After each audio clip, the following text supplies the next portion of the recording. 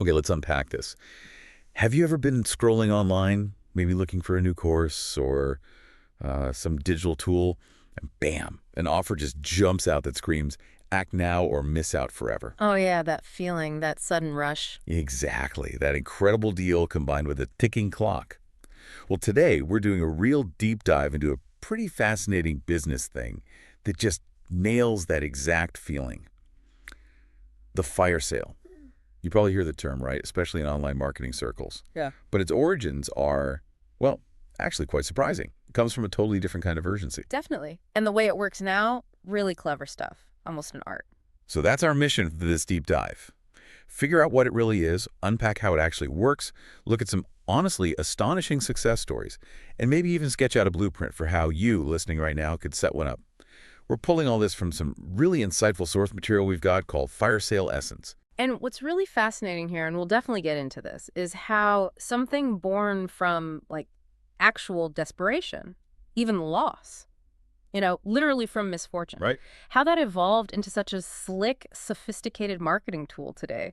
The term fire sale sounds pretty dramatic, yeah. Totally. But using it in online marketing now, it's this really calculated strategy. It's not just about selling fast. It's about hitting specific goals, often really profitable ones, long term. So we're going beyond just the what. Exactly. We're digging into the why. Why is it so effective? It taps into some really basic human stuff, behavior, psychology, that whole dance between value, urgency, and scarcity. Okay, let's get right to it then. What is a fire sale in its modern online form? We hear it lumped in with blowout sales or flash deals, but what's the actual engine driving it? Especially online, where it seems to have just exploded. Right. Well, at its heart, a fire sale is a really carefully structured promotion. It's built on a simple idea, but it's powerful. It starts with a product, usually something digital, high value, like ebooks, courses, software, that kind of thing. Gotcha, info products. Exactly.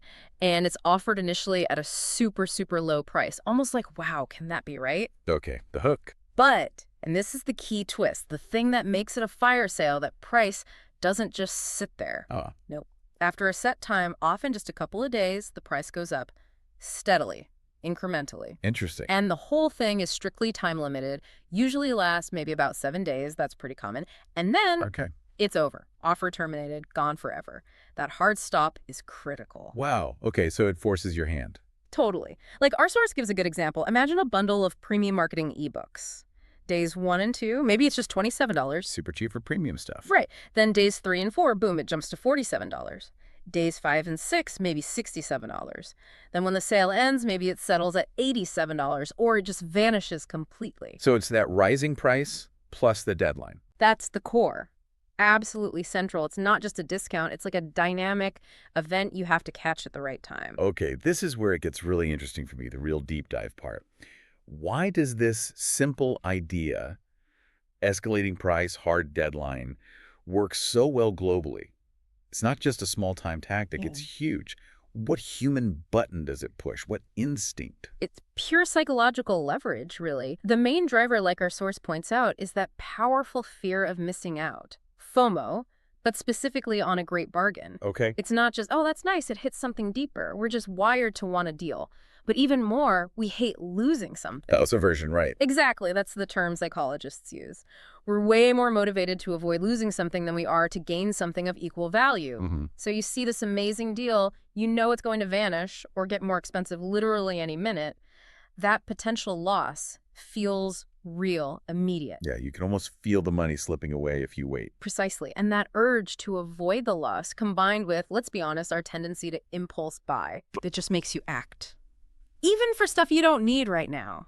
The thought of missing that first rock bottom price, knowing it's going up, it pulls you in. It's clever. Very clever use of psychology. So it's way more than just a discount. It's like a mind game almost. Yeah. But is it only about getting those quick impulse buys, or is there a bigger picture, a more strategic, maybe long-term goal behind just bumping the price up? Feels like there has to be more to it. No, you're spot on. There's absolutely a deeper strategy. Think of it less like a sale and more like a launch pad, a publicity engine. Okay, a launch pad. I like that. These sales are really designed to publicize or promote something, usually these great digital info products, by making them ridiculously accessible at first, those initial throwaway prices. That's the bait. Right. But the goal is layered. First, obviously, grab massive customer interest. But when someone gets an amazing deal on something They valuable, tell people. exactly, they become fans, advocates, they'll rave about it, refer friends, leave glowing reviews. They basically become your free, super motivated sales team. That word of mouth is gold, way better than just ads. Creates buzz. Social proof. Totally. And second, this is a long game. Once you've got that buzz, that initial validation, you've created a market, people know the product is good, then you can start selling it at its real full value. Ah, so the fire sale proves the concept. Right. You aim for serious profits maybe a year or so down the line once it's established. And there's another cool angle our source mentions, empowering the buyers. How so? Sometimes these fire sales include products with special rights, like master resale rights, MRR, or private label rights, PLR. Okay, what do those mean exactly? Good question. So private label rights, PLR, means you can actually change the product, rebrand it, put your name on it, sell it as your own. Huge flexibility. Master resale rights, MRR, means you can sell the product and you can pass on the right to resell it to your customers. Wow. So the fire sale seller can actually teach buyers how to use these rights. Buyers get amazing content cheap, and then they can literally build their own businesses using that same content. That's brilliant. It's like creating your own downstream market. It's a total win-win, builds a community, expands a product's reach like crazy, really smart. Okay, that is a multi-layered strategy. Yeah. Definitely not just sell cheap, sell fast. Okay. So thinking about all that, if someone's listening and thinking, maybe I should try this, what does it actually take? What are the absolute must-haves to make a fire sale really work like that? To make it a success, not just a fizzle? Yeah, good question. To make it that strategic launch pad, not just a discount, a few key things really have to line up according to our sources. Okay. First, maximum visibility. Sounds obvious, but success absolutely depends on getting the word out effectively. Strategic publicity, getting that amazing offer in front of the right eyeballs, email lists, social media, maybe those JV partners we'll talk about later. So targeted promotion. Critical. Second, buyer attraction and validation. You need to get people not just looking, but actually trying the product, seeing the value for themselves. That super low entry price. That encourages them to take a punt, test it out. Remove the risk. Exactly. And that early testing generates the testimonials and social proof you need later. Third, and this is maybe the most crucial, product quality. Ah, right. Can't be junk. Cannot be junk. Our Yeah. source is emphatic, perfect quality and content. A great deal won't save a bad product. People will ask for refunds, complain, it backfires. Quality is the foundation. Makes sense. Fourth, the marketing itself has to be impeccable and powerful. Great product, lousy sales pitch, still won't work. You need compelling copy, a great sales page that screams urgency and value, clear communication, the whole package. Execution matters. Hugely. Fifth, leveraging rights, like we just discussed, including products with MRR or PLR and teaching people how to use them. That adds massive extra value, makes the offer way more appealing. Turns buyers into potential partners. Sort of, yeah. Or at least entrepreneurs in their own right. And finally, number 6 is thinking about niche sustainment. Those initial low prices. They're strategic. They build the market, prove the quality, create momentum. Then, as demand grows, you can raise prices towards the real value, and the niche stays profitable long-term because you've built that foundation. It's like using a controlled explosion to build something lasting. That's a great way to put it. It's a dynamic process, using early losses for big future wins. That's a fantastic breakdown. So it really sounds like a fire sale done right isn't just a quick discount code. It's this carefully planned, orchestrated launch pad designed to get eyeballs, build momentum, and then sustain a profitable little corner of the web for a long time. It's definitely a long game disguised as a short, urgent sprint.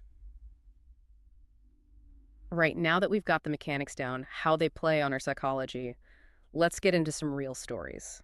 Our sources have some really standout examples of fire sale successes. They really show how this model, cheap at first, price goes up, builds a base, actually works in practice. What jumps out at you from these stories? Any common themes or unique angles? What really hits you across all these successful examples, no matter why they did it, is just how crucial, extensive, often really clever promotion is. Yeah, you can't just build it and hope they come. Not at all. You got to make people aware, give them the reason to look, maybe let them try a sample, Yeah. get that attention. These stories aren't just numbers, they're about visibility, strong narratives, getting people engaged beyond just clicking buy. Okay, let's kick things off with a really unique one, super personal. Willie Crawford's wedding fire sale. That really hits that strong purpose point we talked about. What's the story there?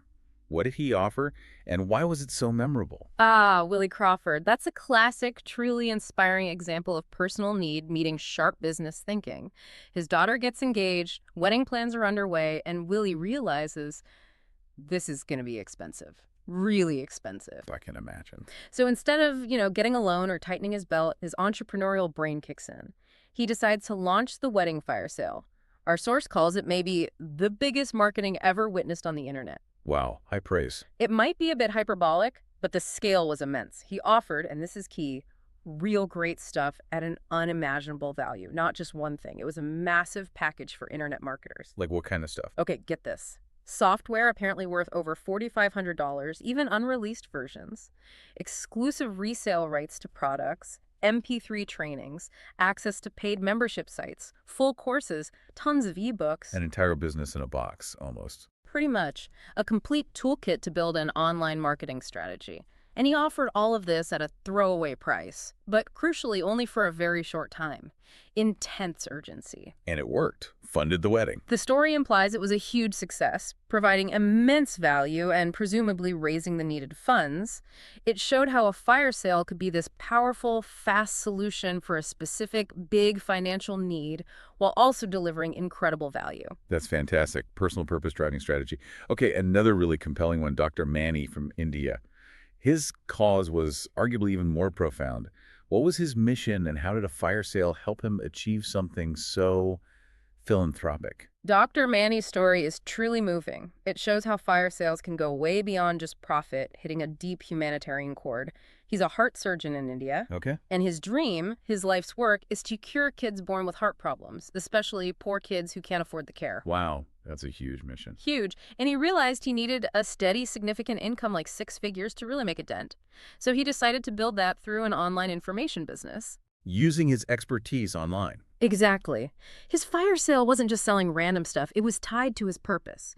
He offered methods, blueprints, insights to help other people succeed online, gain that winning edge. He was empowering his buyers. So teaching others to fish, in a way. Sort of, yeah. And the impact, it gave him financial freedom, but more importantly, it gave him time. Time he could then dedicate to helping those kids, not just chasing income. Yeah, it's incredible. Our source actually mentions that last year, because of donations directly from his online stream income kickstarted by Firesales, 19 children got successful heart operations through his foundation in India. 19 kids. That's just, wow. That puts a whole different spin on online marketing. Right. It's a powerful example of leveraging this strategy for real, tangible good in the world. Purpose matters. Absolutely. Yeah. Those personal stories really hit home that strong purpose idea. Makes the whole thing feel more authentic, more compelling.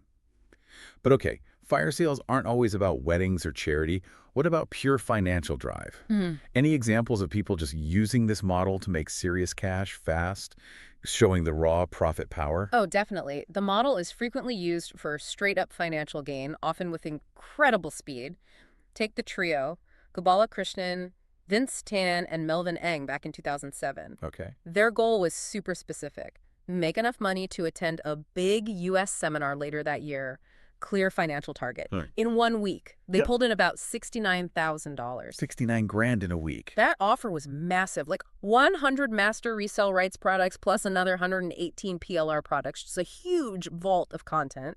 And crucially, they got over 140 joint venture partners to promote it. The JVs again. Yep, they offered big prizes for the top promoters, which really motivated those partners. It shows the sheer scale you can achieve with collaboration. Okay, that's impressive scale. Any others? Then there's Mike's setup in early 2008.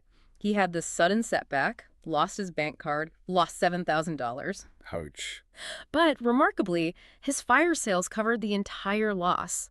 And he apparently used some interesting solution on his sales page. Like what? The source doesn't detail it fully, but it suggests something that basically forced visitors to view his offers before leaving. Maybe an exit intent pop-up with a killer deal or a video that played automatically. Something to grab attention forcefully.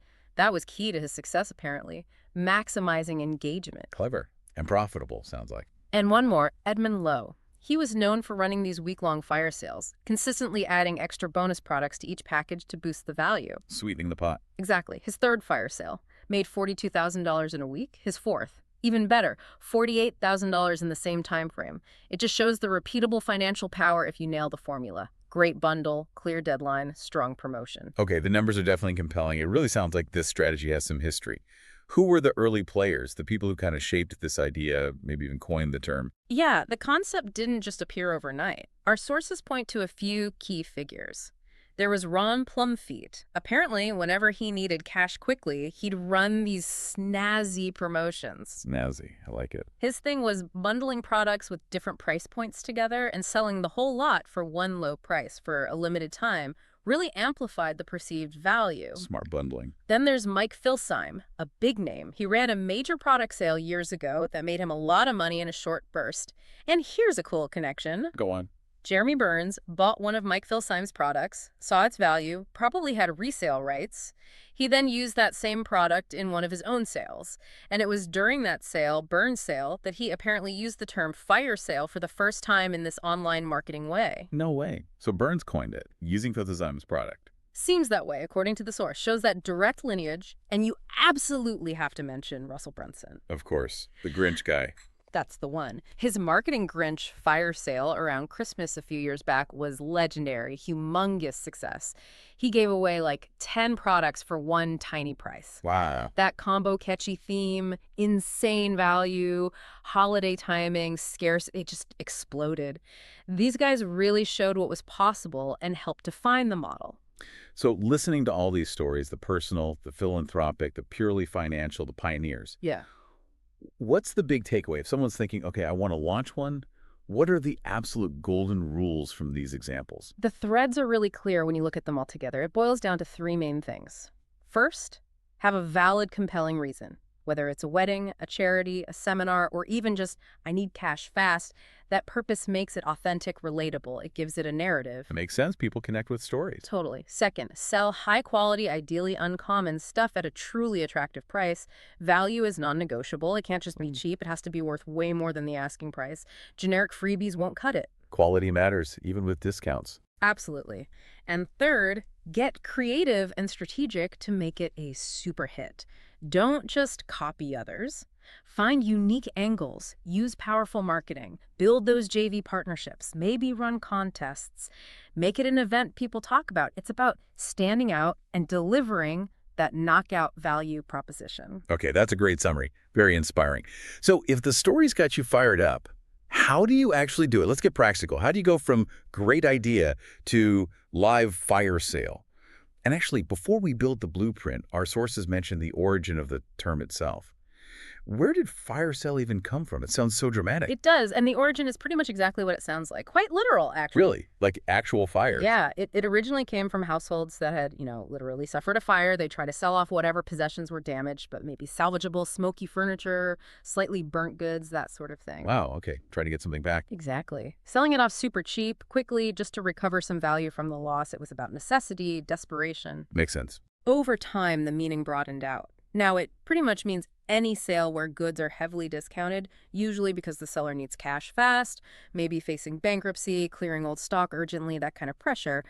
But it still has that echo of urgency of needing to act now. Okay, so it carries that historical weight of urgency. Beyond just being a big discount, then, what really defines a sale as a true fire sale today, according to our source, what are the non-negotiables? Right. It's not just any old sale. Three key things make it a fire sale. Okay, lay them on me. One, it absolutely must be time limited, a specific time frame, like a week, maybe even just 72 hours. It cannot drag on forever. That deadline is the urgency. No deadline, no fire sale. Got it. Creates the FOMO. Precisely. Two, low prices. And not just slightly lower, but significantly discounted, enough to be a really strong incentive, make people stop and look and buy quickly. It's about rapid clearance or customer acquisition. The deal has to feel almost too good to pass up. Irresistible offer. Exactly. And three, that strong purpose we keep coming back to. A real fire sale usually has a specific reason behind it, an end goal. Funding education, a wedding, covering a loss, launching a new venture. something concrete. That narrative again. Right. It adds authenticity, makes it more than just a random discount. Without those three: time limit, low price, strong purpose, it's just a sale. That clarifies it perfectly. Purpose really elevates it. Yeah. Okay, and our sources mentioned a kind of life cycle, like two main phases these sales go through. Can you walk us through that? How does this strategy shift during the sale? Yeah, there's typically a two-phase flow. It's pretty smart, actually. Yeah. Phase one is all about attraction and momentum. Yeah. In this initial stage, sellers aren't super rigid on price. They might even go lower than planned, maybe even take a small loss per sale initially. Why would they do that? The goal isn't immediate profit per unit. It's about pulling in the maximum number of people, building a big customer list fast, generating buzz, getting those crucial early testimonials and social proof. It's an investment. Build the audience first. Exactly. Get the ball rolling, saturate the market quickly. Then comes phase two. Okay, what happens then? This is where the price starts its climb, incrementally, as planned. It's still a discount compared to the full value, but it's definitely not that initial throwaway price anymore. Sellers get firmer on the price points here. Right. Now the focus shifts to maximizing profit from the demand they built in phase one. People are still buying because they see the value, they see the clock ticking, they know the price is only going higher, the urgency is still there, maybe even amplified because the entry point is rising. So you capitalize on the momentum. Precisely. Make up for any initial losses and maximize returns during this peak interest period. And like the source says, if you're a savvy buyer and you understand this, getting in during phase one is where you find the absolute best deals. Timing matters. Definitely a dynamic event. It sounds very physical, like a bustling market. But obviously, online fire sales are huge. How does it translate online? Does it follow the same principles? It translates incredibly well, actually. An online fire sale is basically the same concept, just executed digitally. Okay. Instead of a physical shop, you've got sales pages with detailed descriptions, maybe videos, clear pricing tiers. People browse online, click buy, transactions happen digitally. Right. But the core principles, exactly the same. The time limit is enforced with countdown timers everywhere. The escalating prices are often automated, changing at set times. The urgency is arguably even more intense online because the offer is right there, 200/7, but visibly disappearing. And easier to track, presumably. Much easier. And yeah, just like physical ones, timing is still key for the buyer online. Get in early for the best price. The digital tools just allow for really precise control and global reach instantly. It's a perfect fit for the online world. Makes total sense. The tech amplifies the psychology. Yeah. So if I'm listening, I'm sold on the idea, I want to set one up for my digital products. Yeah. What are the practical steps, the things I absolutely need to nail to make it work online? Okay, let's get tactical. Few key things to keep top of mind for a successful online fire sale. That's right. First, product and sale awareness. You need to figure out how well known your stuff is and, crucially, how you're going to reach enough of the right people. This means smart advertising, targeted emails, social media ads, maybe Google ads, reaching out to potential JV partners, posting in relevant groups. Getting the word out strategically. Exactly. And part of that is also figuring out who's genuinely interested versus just kicking tires. Qualifying leads saves time and effort. Good tracking and analytics are your friends here. Know where your real buyers are coming from. Data-driven promotion. Okay, what else? Second, that clever pricing strategy. This isn't random. It's a core marketing technique. Start super low. That's phase one to get eyeballs, build demand, create that initial frenzy. The momentum builder. Right.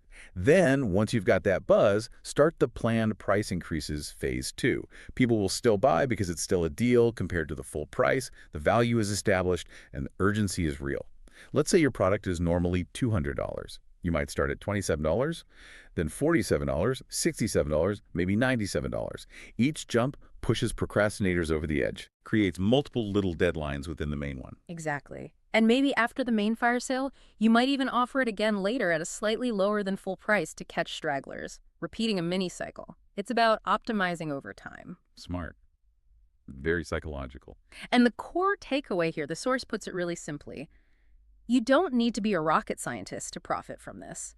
It's about mere use of common sense and the observation of the behavioral pattern of buyers looking for deals. So understand people, plan carefully, execute cleanly. Pretty much. Observe, be strategic, leverage those predictable human tendencies, wanting a bargain, fearing loss, and structure your sale to tap into them. It's common sense, amplified by a smart structure. Okay, we've nailed the what and the how.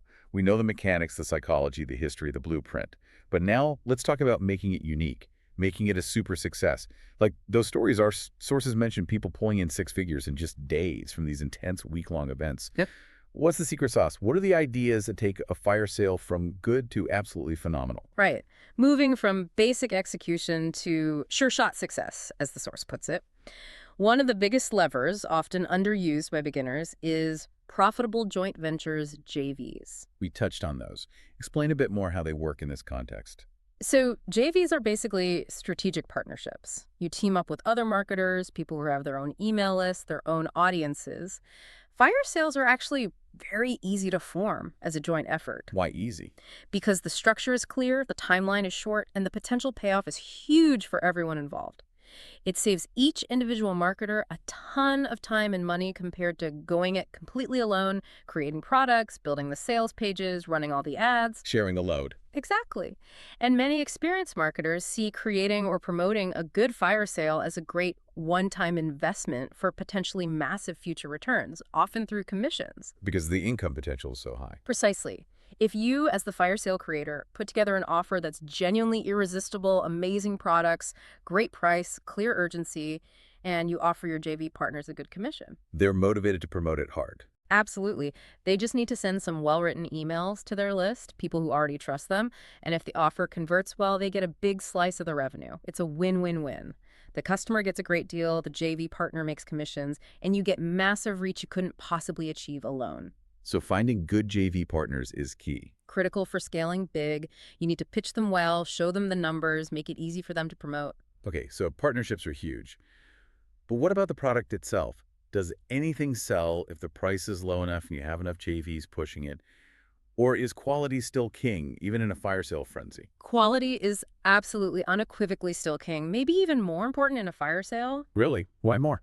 because the whole model relies on that initial buzz and positive word of mouth. If the product sucks, even if people buy it cheap initially, they'll complain, ask for refunds, tell others it's junk. Kills the momentum and your reputation. Exactly. The product offered must have utility in the market. Our source is blunt. Selling generic ebooks, which are mostly available free of cost, won't work no matter how slick your marketing is. People aren't stupid. They recognize fluff. So the core value has to be there. It has to be. The low price gets them in the door, but the quality keeps them happy and fuels the positive buzz. The real trick isn't just discounting, it's offering something compelling.